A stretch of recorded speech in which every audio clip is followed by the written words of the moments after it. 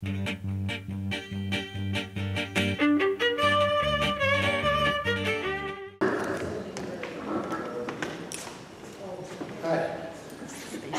All of these have been so amazing to me.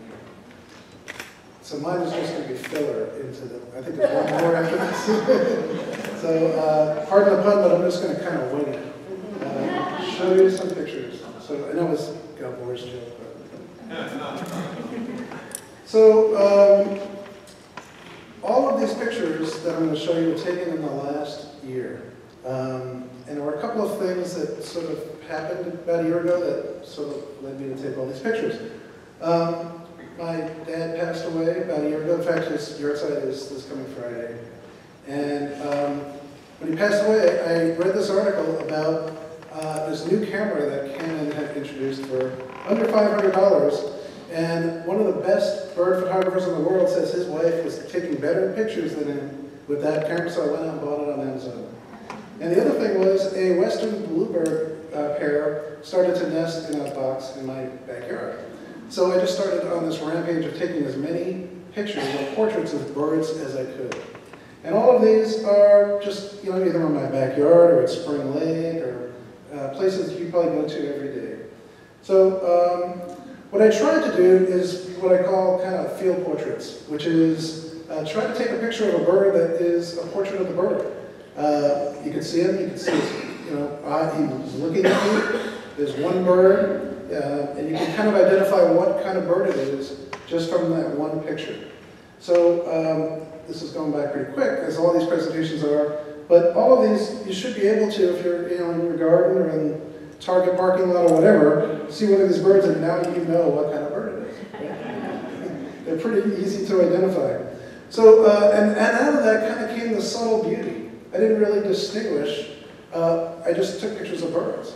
And what I realized is those little gray and brown things that fly around really quickly actually are just as beautiful as the other ones that are just really majestic. You just have to stop time to see them and get close enough to see them. And I was able to do so thanks to Canon. So, but like a mourning dove, you know, we see these and hear these every day. But when you can get close enough to actually see the subtlety of their, the color of their plumage and the design, it's pretty incredible. So same thing with, you know, a goldfinch or a grosbeak. They all kind of look the same from 30 feet away. Once you start getting closer, you really identify what makes these birds their birds. You even start to pick up some of their behavioral things and see what they are from, you know, just from their profile maybe sometimes.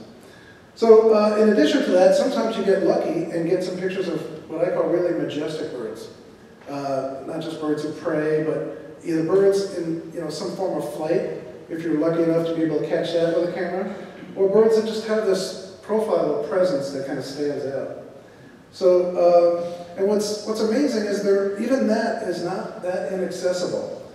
So I've never used a tripod, I've never had like a gigantic lens, I've never gone out to take a picture. I always go out to take a walk and just take pictures when I see birds. Sometimes I just go out on my deck and do so. So, I guess what I'm saying is, anybody could do this.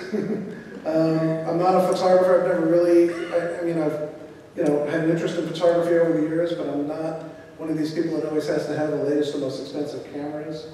I try not to let this get in the way of my life. You know, I still keep pretty busy with a lot of other things. But I try to get out a couple of hours a week and take a walk with a friend and get an opportunity to just grab some shots while I'm walking. Then there are times when you kind of really have to focus on it. And I guess there hasn't been a lot of Jewish spirituality in this presentation, but I guess this is where it comes in. So there are some birds that are so either small or difficult to track that you can spend an hour or two just trying to, you know, look at a tree and get these birds. And that's really where I got a kind of a sense of time stopping and making myself sort of disappear to let the birds come out. And for me, that was sort of the magical part of this experience. Eating. So one of the, you know, when we take portraits of people, we usually don't do so while they're eating. You know? But for birds or, you know, other parts of nature, I mean, eating is part of what they do. It's a big part of their behavior. And sometimes you can get really lucky and hang out by a food source and see a bunch of birds come in and see how they, share or don't share the food or whatever. So I always thought that catching a bird eating was kind of an interesting part of taking portraits. And then there are these kind of crazy, bizarre pictures, bird species that also we see every day, but until you get close enough, you really don't understand how prehistoric they actually look. There are lots of different types of birds. I've probably taken pictures of 65 or 70 different species this year. There's about 7 or 8 species of woodpeckers that we can find in Sonoma County. There are small ones like these. This one on the left, that sapsucker, is destroying the tree in my front yard. Then there are these giant majestic woodpeckers, that, like the pileated woodpecker, which you're lucky when you see it. Sometimes you hear it before you see it, or the flicker, which has beautiful plumage. Woodpeckers are interesting because they're just all over the place, and you can usually hear them, and makes it a lot easier to catch in one picture. Red-shouldered hawks are another kind of special species for me. I take a walk at least once a week around this hill behind Spring Lake, and this family of red-shouldered hawks has been there all year round. You saw the babies to the right, so I've seen them kind of raise a family. I walk there with a friend, like I said, at least once a week, and we just kind of track them, and sometimes they'll send me a text and say, Jay, I saw our hawks today. So you kind of start to bond with some of these birds, and you actually see unique individuals over time. So anyway, thank you, and I think we have one more.